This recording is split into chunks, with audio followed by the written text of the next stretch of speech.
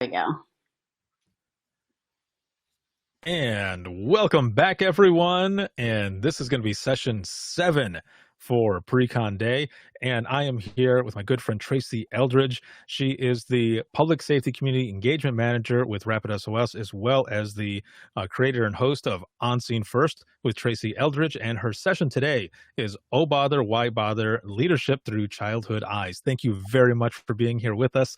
And take it away, my friend. It is all you. Yeah, thank you so much. I'm so happy to be back.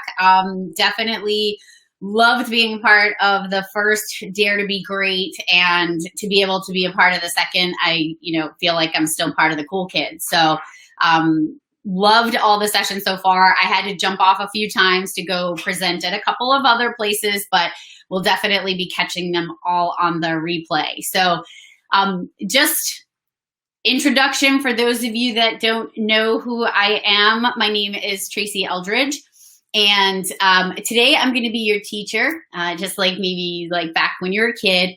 But for my big girl job, I am, as Ricardo said, the community engagement manager for Rapid SOS. I left the 911 center 4 years ago, so I consider myself to be a recovering PSAP director. I'm in a 20-step program, one for every year that I was there. I'm also still a certified firefighter and an EMT in the community that I live in. I don't get to do that a whole lot, which makes me sad, but I do get to go on calls occasionally to keep my skills up. And I also work for Tony Harrison in the public safety group as an instructor. So lots of stuff on my plate, but all wrapped around 911. I also consider myself to be a mental health and behavior advocate. Many of you have heard me share my PTSD story, and that's another whole class, but a lot of my PTSD is from people, not incidents, but people, and how I have been treated most of my life, and continuing on right up until yesterday for the most part. And then also just recently launched On Scene First with Tracy Eldridge, which is a podcast, web stuff, all kinds of really cool stuff coming down the pike. So I'm excited about that. I get to talk on the microphone again in just a very different way. So there's the logo. If you're looking for it, you can find it on Facebook and LinkedIn and all that stuff. So why are we here? Well, to be great, obviously, but the reason why I wrote this session was because anytime I have an opportunity to share lessons that I've learned that have helped me in my experience and my growth in learning, I want to share with folks. And one of the things that I do love is, as I'm scrolling through Facebook, I will see little quotes and memes from Winnie the Pooh. And I never realized how amazing Winnie the Pooh was as far as wisdom went. When I was a kid, I just never really looked at those lessons. And about 7 months ago or so, my 17-year-old daughter decided that she wanted to transition from a pink and purple princess room to a more sophisticated gray and yellow with sunflower room. And as we were preparing her room to be painted, we were pulling out all kinds of stuff from when she was a kid, and in there was a pile of books. And as I was piling up the books into kind of age groups to give them away to folks, I realized there was a whole stack of Winnie the Pooh books. And then there were other books. And I just sat there and I started flipping through them, and I was blown away, like with the lessons that were in these books. So I made it a point to put a pile of these books away, and I was going to write my next class on it. So this is a look at leadership through your childhood eyes. And if you saw my promo video, you would have seen that I said, did you realize that the majority of good leadership lessons were taught to you before you were even 10 years old? So basically what I've done in this session is I've pulled out a whole bunch of books, and I'm going to talk about the morals of those particular books. And when I ask the question, why are we here? First of all, you're all leaders. So when we talk about leadership, it's so important to understand your role in leadership. And basically, everybody's watching at all times. And leadership is contagious. So you heard Joe talk, you heard Sarah and Halcyon and Tanya and Samantha. All these folks are talking about the same things differently, adding stuff, and just making the very valid point is we have to be better. We have to be better in ourselves so we can be better for others as well. And I am so glad that I've had the opportunity to listen to the folks that I did today because I needed the refresh. I often joke that I'm the carpenter whose house isn't finished, but to be able to watch and see what other people are doing and grow and learn from that is really important. And then in our own centers, and I say our own centers because my heart's still in there, it always will be, is people are watching you and they're watching how you're behaving. They're, frustrated if you're not the best leader. I've talked about in my other sessions the importance of being a good leader because my leaders failed me. When I was the chief dispatcher, my boss was an asshat. And there is no other way to put it. But the sad part about that story is he wasn't always like that. Something changed.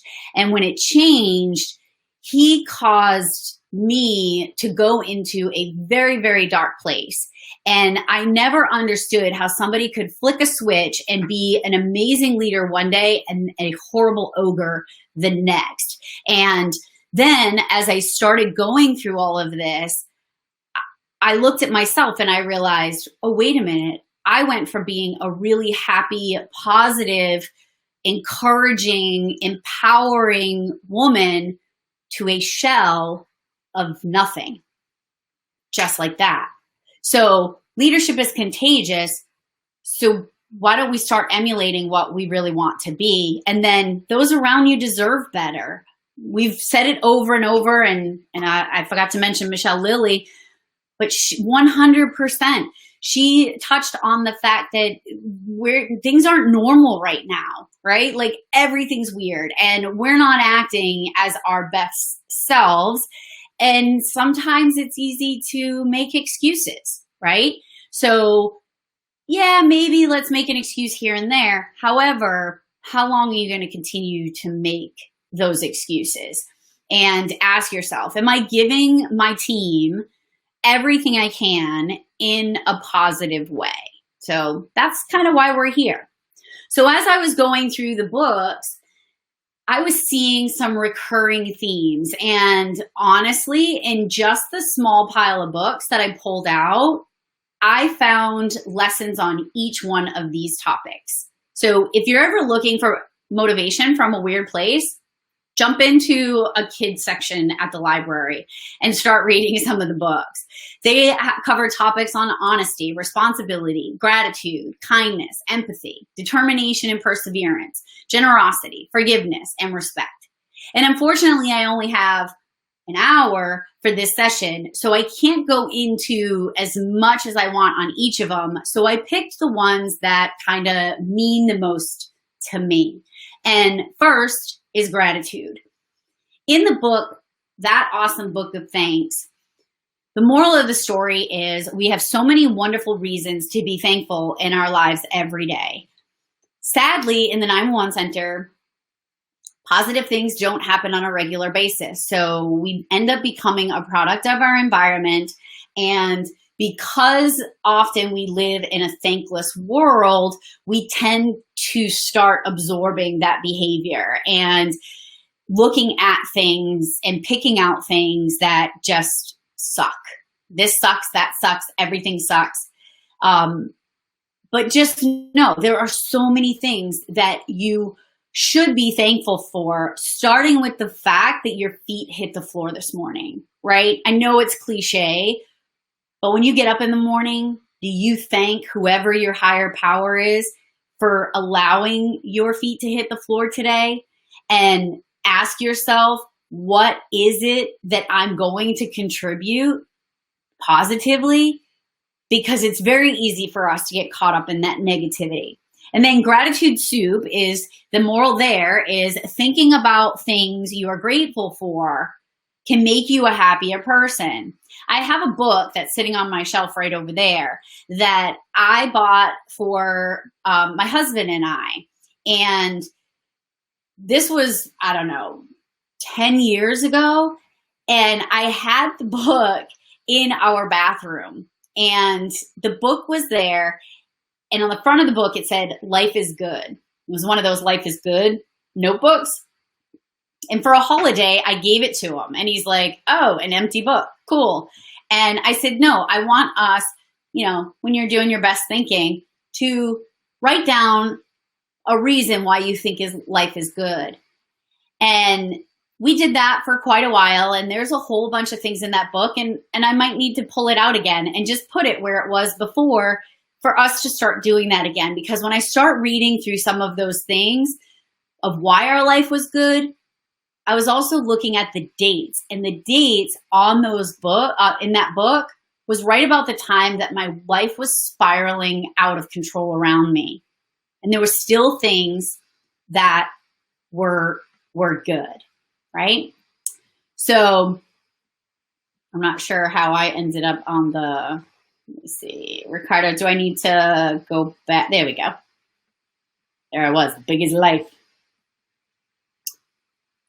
All right. So I might need to pull that book back out to just remind myself every day is that there is something to be grateful for, first of all. And second of all, the more you read them, you have no choice but to be happy. And then, did I ever tell you how lucky you are? Don't dwell on the bad things in life. Instead, focus on how good your life is and how lucky you are to be living it. I will tell you right now, I am in a struggle.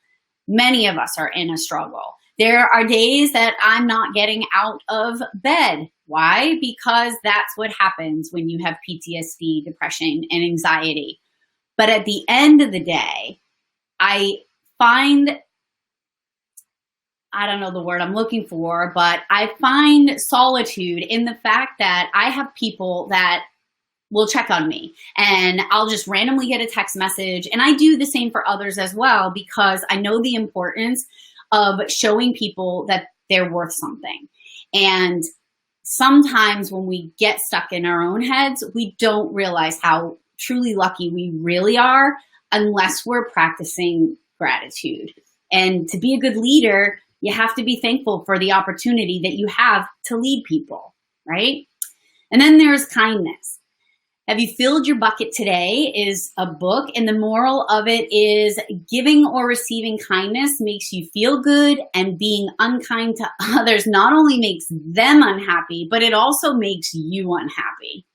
Have you ever had a relationship with somebody where it's just a fractured relationship? And no matter what you do or you try to do, it's not a good relationship. And it actually takes more energy to not be friends with that person than it does just to be nice or to be kind. Halcyon and Sarah said it today. I thought that was a great way to put it. Some people are going to support you because you're you, and some people are not going to support you because you're you. Like that hit me in the gut, right? So being kind to other people lifts you up. I was accused not that long ago for doing things for other people to bring attention to myself. And that was hurtful. That was devastating to me. When in fact, the things that I do out of kindness are just that. They're things out of kindness. And the majority of the things that I do, people don't even know that I do. And if I wanted it to be about myself, don't you think that I'd be shouting it from the rooftops? No, but it's important to be kind, especially to the folks that can't do something back for you. They can't because of who they are, because of their personality. In the 9 Wonder Woman group, we have a list, an ongoing list where folks will put their name and their address. And our folks are sending encouraging letters and smiles and things like that. Just that one act of kindness, when you open up that piece of mail that you get, or when you're writing them out first, makes you feel good because you know at the end of it, there's going to be a smile. But to receive one of those things, maybe you were the kid in school that never got the Valentine, and now you're getting a piece of mail from a total stranger. You have no idea what that piece of kindness may have done for somebody in that moment. And then Horton Hears a Who, helping those that are not as big or as powerful as you is important. I've been going through a lot of changes recently, and there are a lot of things that I'm trying to learn how to do on my own because I don't want to bother people. And somebody I know had reached out and said, hey, I was hoping to start a podcast at some point, and I saw that you just did it. Like, how did you even know where to start? And honestly, I got on the phone with that person and I just downloaded everything that I did right, everything that I did wrong. And I shared that information because they may not have had that opportunity. And it is really important to help others up, especially when they're trying to do something to better themselves, right? And then a sick day for Amos. Amos. Always be kind to others and they'll be kind to you. Maybe not always. However, when you are kind to other people, it makes it really difficult for them to be unkind to you. And I know this from experience too. Not everybody likes me, that's fine. Not everybody can tolerate my energy. That's fine too. But at the end of the day, when I rest my head down on the pillow, I will always know my truth and that my intentions are always good.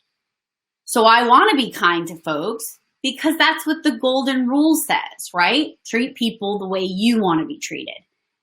And I've also shared in previous sessions that sometimes when you change how you behave towards other people, it helps them change towards you. And while we can't change others, we can change the way they behave towards us.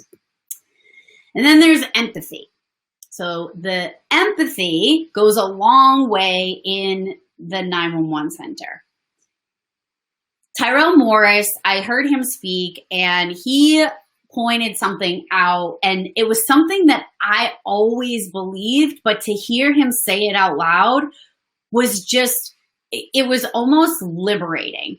And I want to share that and what it meant to me to hear him say it, and then realize that it is okay to say these words.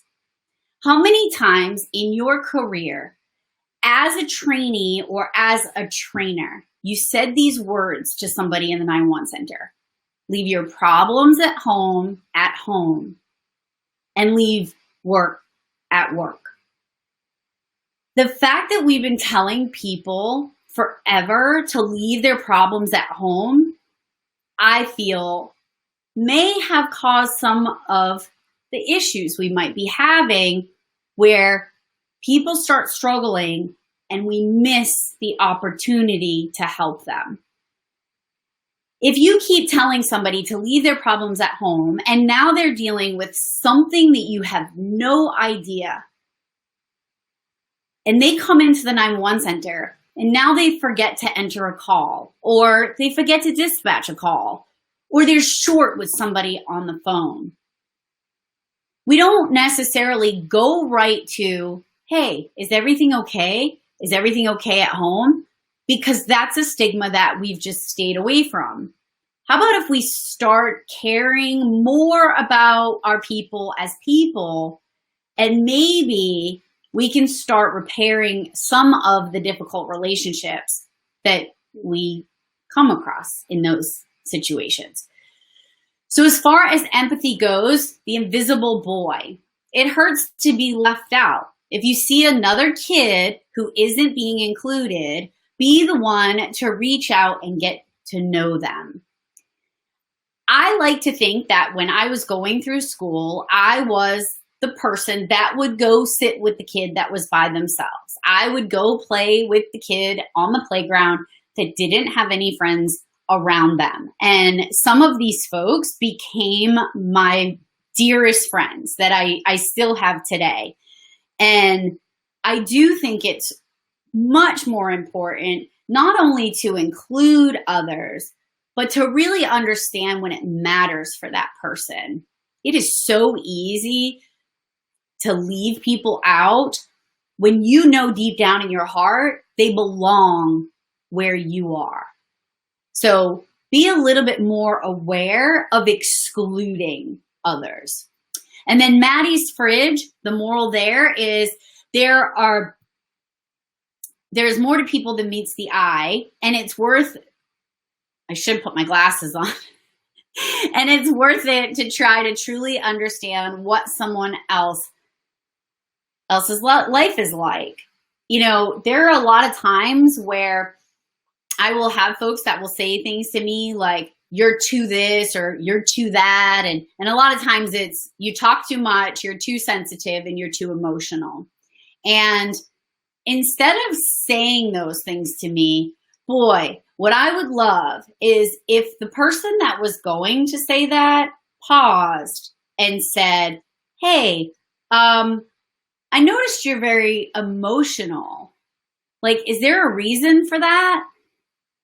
And maybe I would open up and share some of the reasons as to why I'm sensitive or emotional or why I talk too much. I'm the baby out of 10 kids. That should say something, right? And then, hey, little ant, put yourself in someone else's shoes and see how they feel. This isn't stuff that you don't know. It's just stuff that maybe you need to be reminded of once in a while. Everybody right now around us is going through stuff. I had somebody post on, or I saw somebody post on Facebook, I don't know, maybe it was like April. So we're about a month and a half into this mess. And they posted on Facebook, when something like this happens, you see people's true colors. Okay. Well, just for giggles, I started snooping in the comments because when somebody puts something vague like that, chances are they're going to disclose what it is. And when she put that, she said something along the lines of how this time is really hard and people are ignoring her, or she thought somebody was her friend but hasn't talked to her. And I know how that feels. I know how it feels to mess, especially if you have mental health issues, that people are pulling away from you and you start making up these stories and lies in your head. But the other thing is again, this was something I wanted to say too, is we have to give folks a little bit of grace, right? Because nobody is acting appropriately right now. Nobody is acting like they normally would. And is it worth passing judgment on somebody versus maybe checking in and seeing if everything's okay? And then even if you don't want to check in, having an understanding why people act or behave in a way that they do is huge, huge. And then honesty. So honesty is a big one for me. I've been lied to about some pretty significant things in my life. And I held a lot of resentment in for the folks that did that to me. But now I'm a little bit better because of it. But there are some other places where honesty will still continue to be my kryptonite. So a few of the books that address honesty is David Gets in Trouble. So the moral of this story is own up to your actions, even if you're afraid it will get you in trouble. And I tell my daughter this all the time. I explain to her all the time. If you screw up, tell me about it. I told my dispatchers the same thing. If you screw up, tell me about it. I want to hear about it from you before I hear it on the evening news. Through that, my folks and my daughter have always seen the benefit of being honest about something. And then the empty pot, the moral there is be honest, even when you might disappoint somebody. I had to step down from something recently, and I was devastated. I was so bummed out that I had to step down from this particular thing because I was drowning. And I knew that I had to be truthful. I knew that I had to reach out and be truthful and explain what was happening, or else I would have kept avoiding and then making excuses and trying but failing, or failing in my eyes. So even if you're going to disappoint somebody, be truthful, because the truth is what they need. They don't need excuses. And then the Berenstain Bears, this was totally me and my brothers. Embellishing gives you away. So embellishing gives you away. And what I mean by what is meant by that is the more details you give about something, the more people are going to question the validity of what it is that you are saying. And once your trust is broken, it's almost unrepairable most of the time. And then this one is probably my favorite out of all of the books that I recently went through. And it's the honest to goodness truth. And the moral here is there is a balance of telling the truth and not hurting someone's feelings. Think about that. I've said this before. I'm going to say it again. I don't need you to tell me about my shortcomings. I know them. Believe me. And unless I'm doing something to hurt you, or I hurt you, or it's causing an issue that can't be resolved, then I don't need you to tell me the things that you feel honest about me. And what I mean by that is, again, I don't need you to tell me I talk too much. I don't need you to tell me that I am too sensitive and too emotional and I'm too passionate. Boy, that was one that caught me off guard not that long ago. How can you be too passionate? Maybe understanding the difference between passion and anger is something that others may need to work on. So when you tell people they're to anything, you're being honest. Chances are you're being honest because those things are true. Otherwise, why would you say them? But when you do that, you risk shutting off a switch in that person.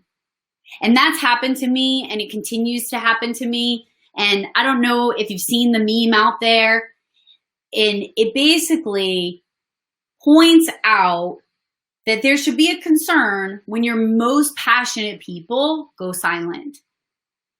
Think about the things and the words that are said to folks. And think about when you say something to somebody, is it truly worth being truthful if it's not hurting anybody? Think about that. Now let's take a trip to the 100-Acre Wood. This is where Winnie the Pooh and his friends live. I can tell you that I can empathize with Tigger.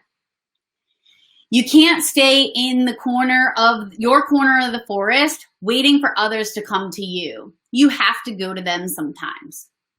One thing I know to be true is everybody's busy. Everybody's busy. Crazy busy. If you want to keep something moving forward, you have to put in the effort. If you wait for things to come to you, chances are they're not just going to appear. And a lot of times we sit in our misery, we sit in our discontent because we are afraid to move forward. We are afraid to put ourselves out there. How about you change that mindset? How about you go get what it is that you want? That might be a good idea, because if you just stay there, there might be a very high likelihood it is not. Whatever it is not going to just come to you. Same thing with relationships. If you want a relationship to work, you have to put in the effort. It is very easy to avoid. It is very easy to start drifting away. What's not easy is staying together. And if it's worth it, go grab it because it's worth it. This quote from my friends in the 100-Acre Wood, you find sometimes that a thing which seems very thingish inside of you is quite different when it gets outside in the open and has other people looking at it. I like to refer to this quote as the mess that was inside of me. You see, for about 3 years, I started my battle with PTSD and I changed who I was. And I was a mess. I was emotional, even more emotional than I usually am. I was crying all the time and I couldn't get a handle on life. And basically what would happen is I got to a place where I wanted to tell everybody about my misery because I wanted somebody to fix it for me. I wanted somebody to go, oh no, this is how you fix that. It took me almost 3 years to realize that the only person that was truly going to pull me up out of this dark hole was myself. And so I started, instead of just verbally dumping everything that was inside of me on the most unsuspecting people, I found a very small core group of people that I told I needed help and that I needed help getting help. And when I did that, I learned that there are two ways of taking whatever that is on the inside and putting it out is very different than just diarrhea of the mouth when it comes to everything that's going on with you. And again, bring that back into leadership. Are you in a leadership position that is taking the things that should be on the inside and pulling them out for everybody to see? Do you talk about other employees? Do you confide in subordinates about other subordinates? This can be a challenging game to play because as soon as whatever it is on the inside comes out, it looks very different, very different. And then here is by far my heart, Eeyore. Poor Eeyore. He's always trying to find happiness, just like me.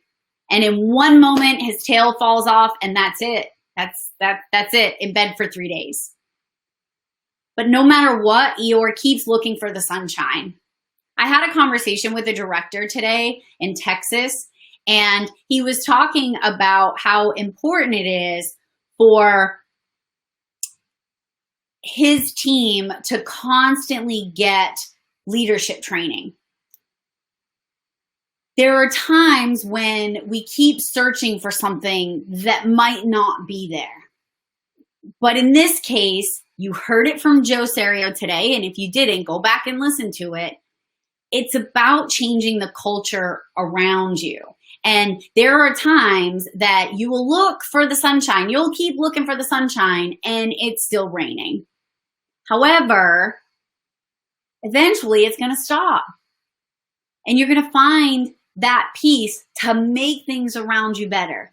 And I think if we take the information that we've been learning here today, tomorrow, the next day, and we start implementing small changes, don't try to eat the elephant at one time. There's so much valuable information that is coming your way over the next few days. And we get motivated and we're like, yes, we're going to make changes and everything's going to be amazing and I'm going to eat better and I'm going to exercise. And then it's too much, right? So just little pieces. If things are really dark in your center these days, which I'm pretty sure they are, how about bringing in some sunshine? Even if it's not your MO, even if you're not the person that normally brings in the sunshine, bring it in because That's going to make it even brighter, right?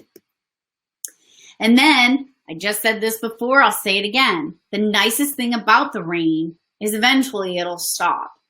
I know that we've kind of been in this place before where folks aren't very happy with public safety as a whole, more towards law enforcement. I know we've been here and we've worked through it. And honestly, maybe we need to bring back the dancing challenges, right? Or the, whatever the heck they were called, the Harlem Shake. These were things that all of a sudden made us human again. Eventually, the rain will stop. But don't feel like there's no hope. Because I'm going to share a video with you at the end of the session that's going to show you that there's hope everywhere. And then Piglet and Pooh were sitting in the woods, and Piglet asked Pooh, suppose a tree fell when we were underneath it. And then Piglet says, and then Pooh says, suppose it didn't. Oh, there's an interesting thought. And this is something where I truly need to work on, and I want to put it out there for folks, is changing negative thoughts into positive ones. As soon as you start going down the track of being negative, it's almost like it wears a path, and then everything you do takes that path of least resistance, and it's negative. And what if this goes wrong? What if that goes wrong? What if this goes wrong? You need to find your people in your circle that are going to say, what about if it goes right? And I know I met that challenge when I went to leave the 911 center, and I was having a lot of doubt. But I had that core group of people that were rooting for the good, the positive. So no matter where you are right now, as soon as the negative words, the but what if, come out, pull them back in, make sure that whatever that what if is a positive thing. And if the person you're talking to doesn't appear to be listening, be patient. It may simply be that he has a small piece of fluff in his ear. Well, it's not always that folks aren't listening. It's maybe they're not supposed to be listening. Maybe you're saying something that they shouldn't be hearing. Or maybe they don't have the ability to listen in that moment.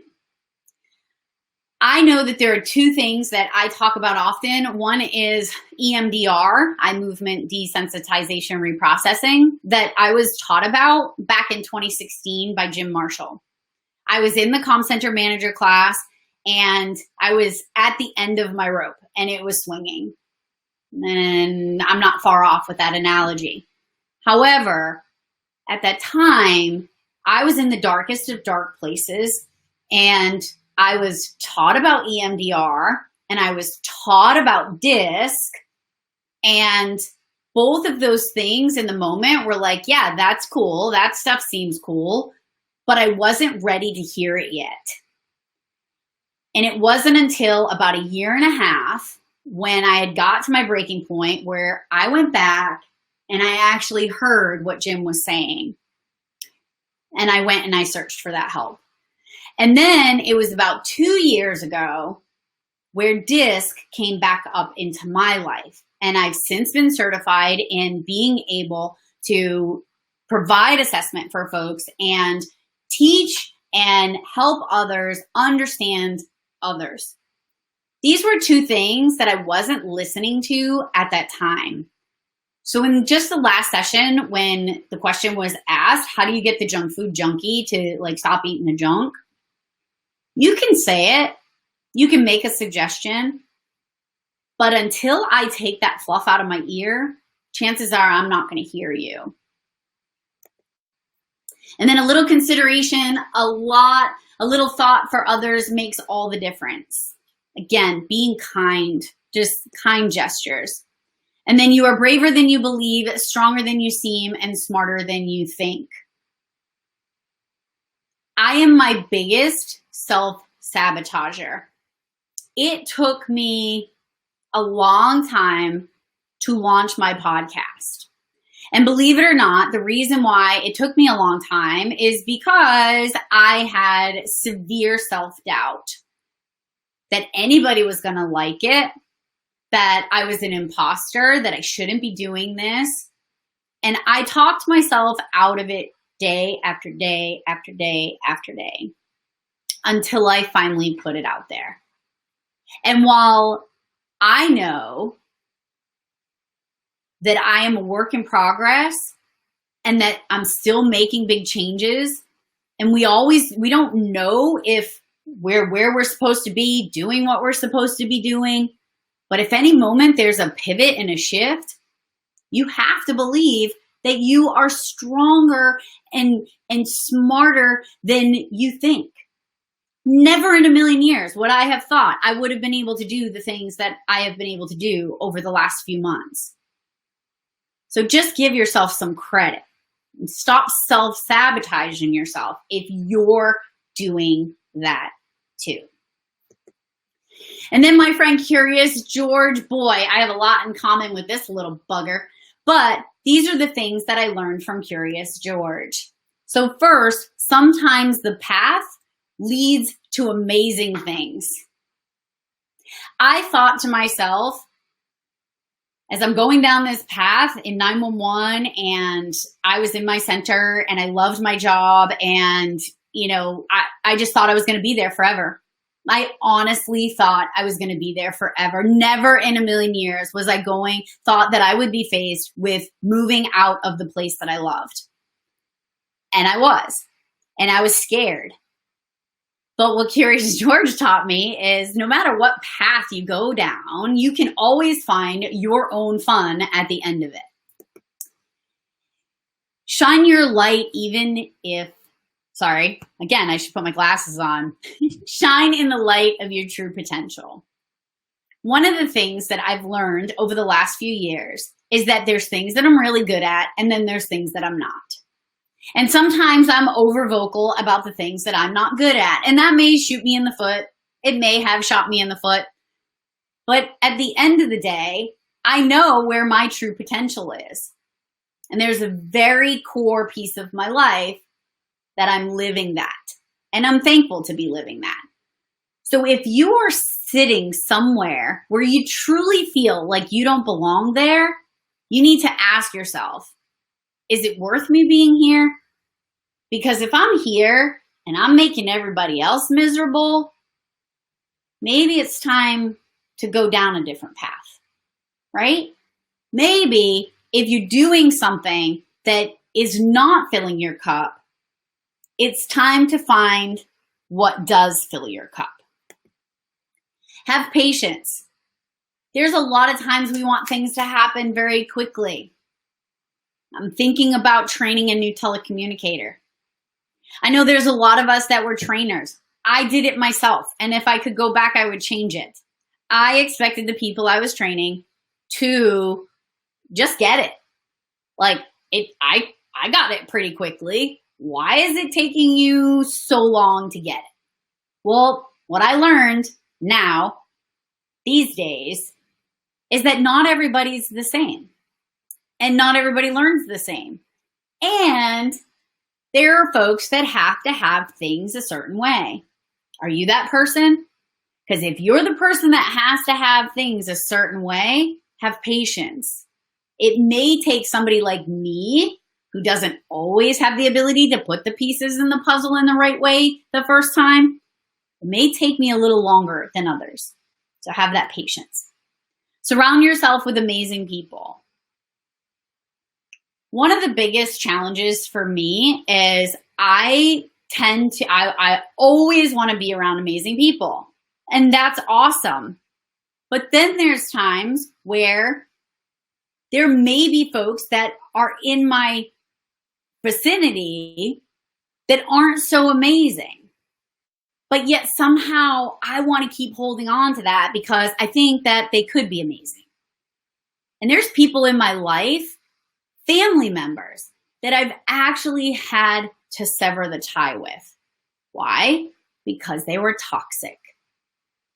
And it's sad. I don't want to have to cut people out, And just as a leader in a 911 center, the last thing I wanted to do was let somebody go. But sometimes when we are keeping somebody in the center that's toxic, that's not doing their job properly, number one, you're showing your people what you're willing to tolerate, and it's not fair to them. And number two, that person may not do their job, and the tragedy that may unfold because of it could be a problem. Curiosity is messy. When you're trying to do something new, whether it's in your center or, trying to put some of the things that you heard about today into place, you might not get the reaction that you wanted. And it might get a little messy and icky and weird, but that's okay. Keep going. Keep moving forward. I will tell you that when I took over my 911 center, the first thing I wanted to do was celebrate Telecommunicator Week.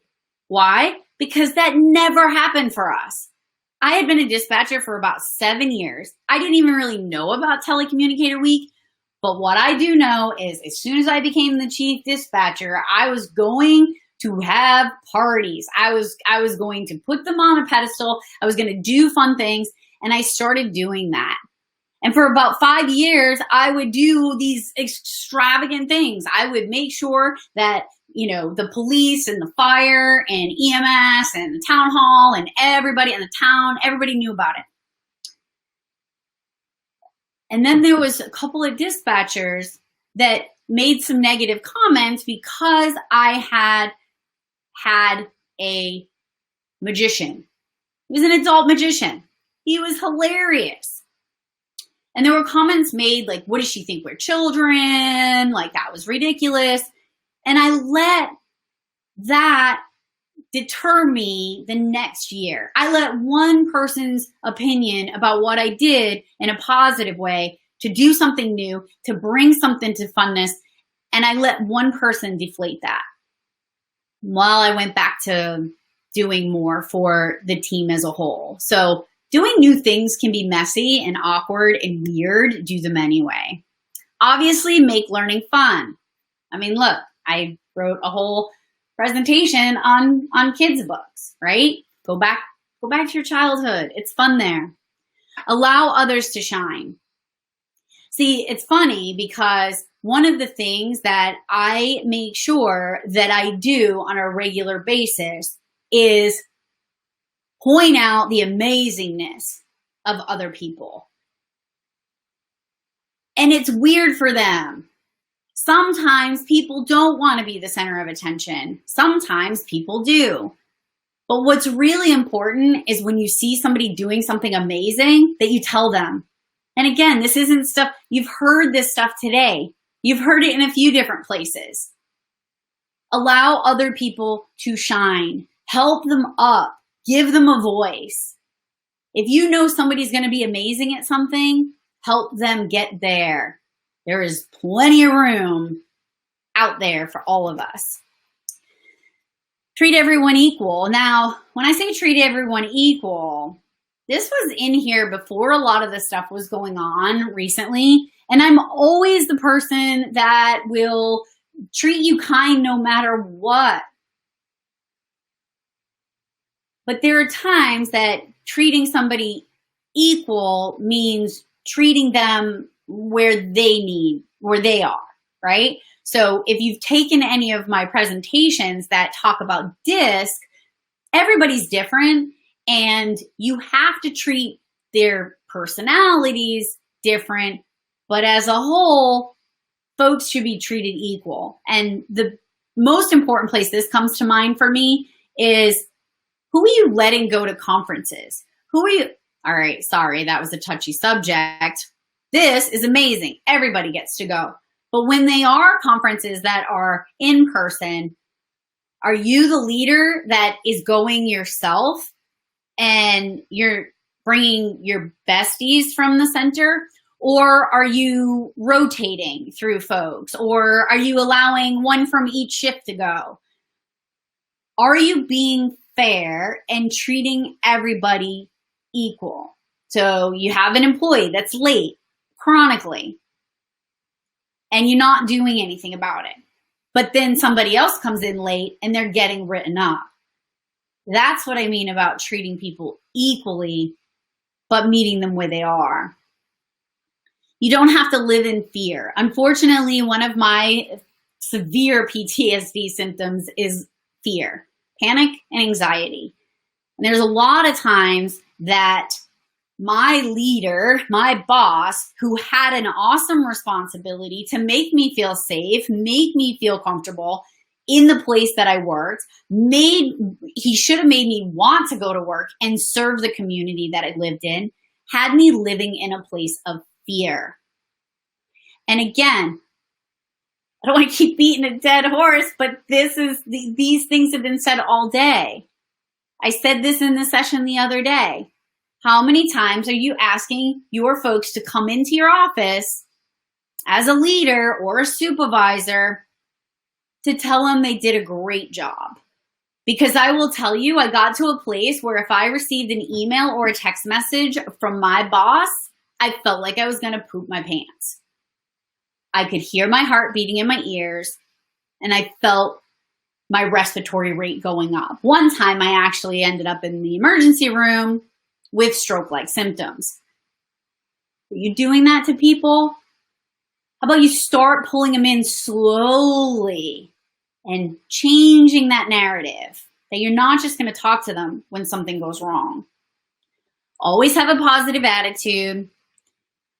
And I know it's easy, it's easier said than done, but we have to think a little bit more positive. There's something good that's going to come out of every bad situation. And I bet that if you sat down with a piece of paper and you started documenting all of the bad things that you considered that happened to you, you could find something good that happened because of it.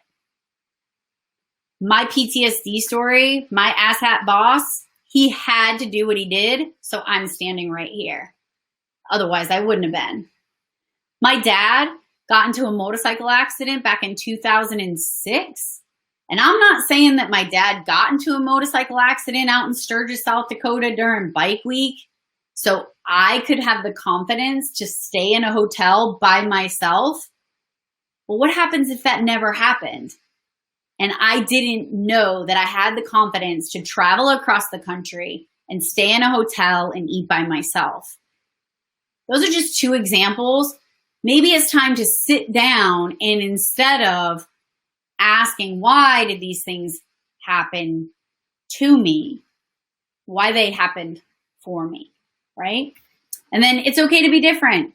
Be different. Just be different. It's okay. And not everybody's going to like your different. Find your people. Find your tribe. Find the people that support you. And then smile. I smile a lot. A lot. When you see me, the majority of the time I am smiling. I will smile at people. I will walk by. I will compliment people on their shoes, on their hair. I remember being at a conference in Florida maybe 2 years ago. And there was a long little walkway where there was an older gentleman up on a ladder and he was painting. And he had been painting all day. And we had to walk by there numerous times as groups. So you had to walk by to go to the vendor hall. And every time I walked by, I was like, hey, hi, you're doing a great job. Keep up the great work. And towards the end of the day, he came down off the ladder and he said that I was the only one that said anything to him all day. Imagine how lonely it was on the ladder with hundreds of people walking by and I was the only person that said anything. And I'm not saying that to toot my horn. It's think about it. Be kind. Smile at somebody. This thing with the mask, I literally tell people, I was in the doctor's office the other day doing some pre-op stuff. He walked in and I said, I'm smiling. He's like, what? I said, I'm smiling. You can't see that I'm smiling, but I want you to know that I'm smiling. And guess what he probably did behind his mask? He smiled. So smile. And then a few lessons in Mr. McGregor's garden, We are responsible for our actions. Your actions have a reaction. Be aware. Heed the warning of the experienced. People that are telling you how to do things aren't necessarily telling you because they're know-it-alls or they think they know everything. They want to make sure that you learn from their mistakes. And if you're going to offer advice, it might be a good idea to ask if they're looking for advice and then learn from your mistakes. It's not the mistake you make. It is how you fix it. So I want to end with this little video on determination and perseverance. So these were two of the other things that were in the list of books, and I wanted to end with them because no matter how difficult things are, if we keep chugging, eventually we will get up the hill. And if I'm going to talk about determination and perseverance, I can't not have a picture of the little engine that could.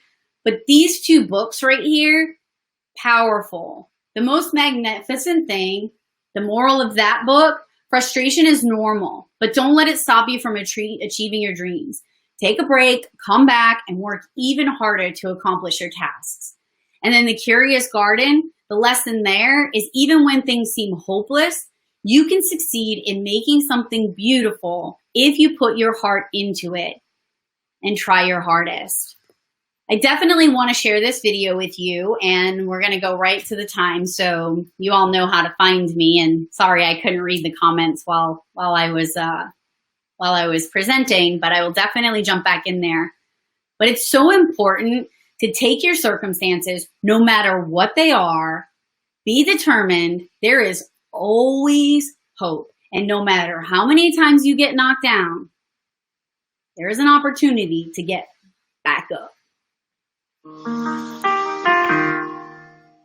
At age 8, I thought that I should commit suicide. Why? I didn't have hope.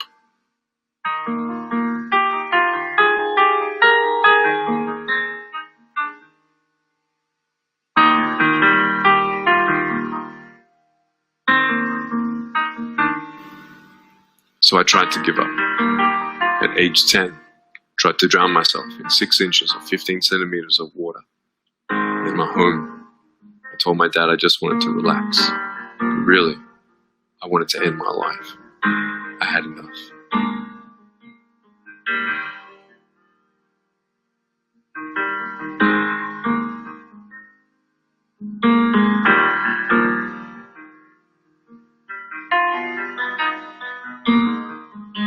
But it was so hard because people put me down.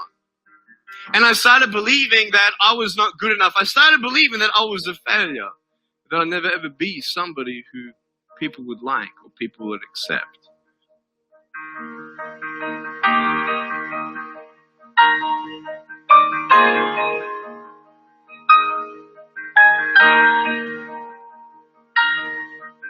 I couldn't change my circumstance. I couldn't just one day wake up and say, hey, give me arms and legs. I need arms and legs. And I had questions and no answers. And I asked my mum and dad, why did this happen? I asked doctors, why did this happen? They don't know. There are some things in life that are out of your control that you can't change and you got to live with. The choice that we have, though, is either to give up or keep on going. So what do you do when you fall down? Get back up. Everybody knows to get back up because if I start walking, I'm going to get anywhere. But I tell you, there are some times in life where you fall down. You feel like you don't have the strength to get back up. I'm down here, face down, and I have no arms, no legs. It should be impossible for me to get back up, but it's not. You see, I will try 100 times to get up, and if I fail 100 times, if I fail and I give up, do you think that I'm ever going to get up? No. If I fail, I try again and again and again. For as long as I try, there's always that chance of getting up. Does that make sense? And it's not the end until you've given up. There's still hope. I'm not here today to tell you that I understand your pain. I don't know how it feels to be abused. I don't know how it feels to feel, quote, fat and you've got an eating disorder. I don't know how it feels to have a broken home. I don't know how it feels. I don't know how it feels to have a broken heart. I don't know how it feels to be alone. But I just want you to know that it's not you. It matters how you finish. You feel strong.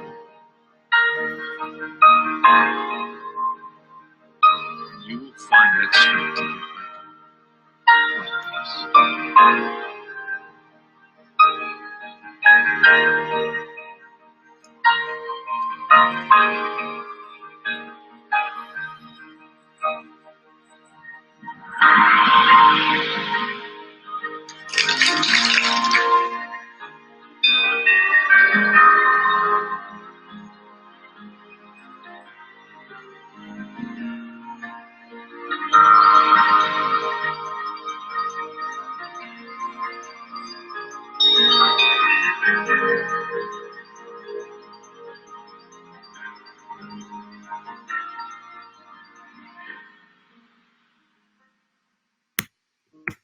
So there you go. That is the best lesson that I've ever learned in children's books. And it was from The Little Engine That Could. So no matter what you put your mind to, no matter how bad things are around you, you can fix them. So with that, I say thank you. There is my contact information. And I don't know if there's any questions.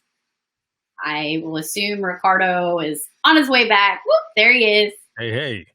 Hey, hey. That was excellent as always. Thank you so much for doing that. So the reason I had to put your presentation back up side by side with you is everyone in the comments, it appeared, was having an issue where the PowerPoint down at the bottom wasn't showing, like it was cut off. Like for me, I could see everything just fine. And for everyone else, for whatever reason, couldn't see the pieces down in the bottom.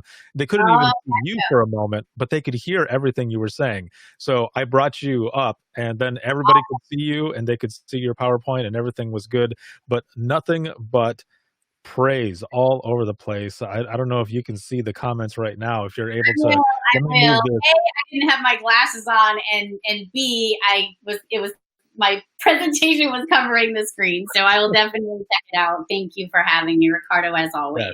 Yes.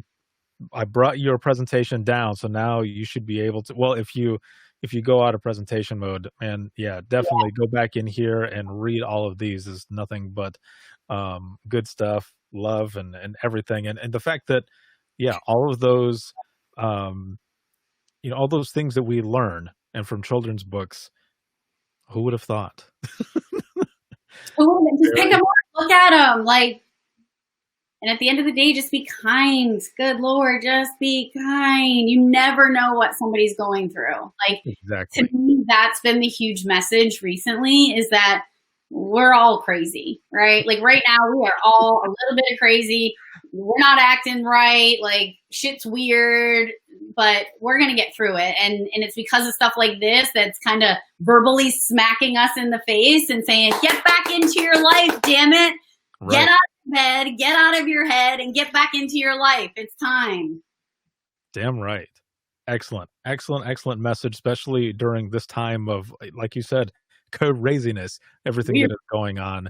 And we put your link, Leo got your link in there for the podcast and everything. Make sure to, what other ways, other than the email, what other ways can people get a hold of you? I'm on Facebook. Friend me on Facebook. I love my 911 family on Facebook. I have the On Scene First Facebook page. I'm all over the 911 Wonder Woman. So I'm very easy to find. Believe me. Google my name and you'll find me somewhere, or they can ask you and you can point them to me. So there is one thing. Everyone was waiting for you to say Wicked. Dawn puts here no bingo winners for Wicked on the card. I say it not on time. Not once. Oh, that's wicked messed up. That's I don't think I said it. It's almost like a full moon, man. It's in the Q word. It is. That's bad. Something's gonna happen. Tony's up next, right? Like, so whatever happens after this, I didn't say wicked. This could be bad juju. I don't know. I'm scared. Well, again, thank you so much. And also for everyone, make sure to check Tracy out tomorrow. She's going to be there. Rapid SOS is also one of the silver sponsors for the conference and will be in group 3. So check her out during that time as well. And once again, as always, thank you for joining us. And we'll be going over to the next session. We'll see you soon. See you over there. Bye, friends.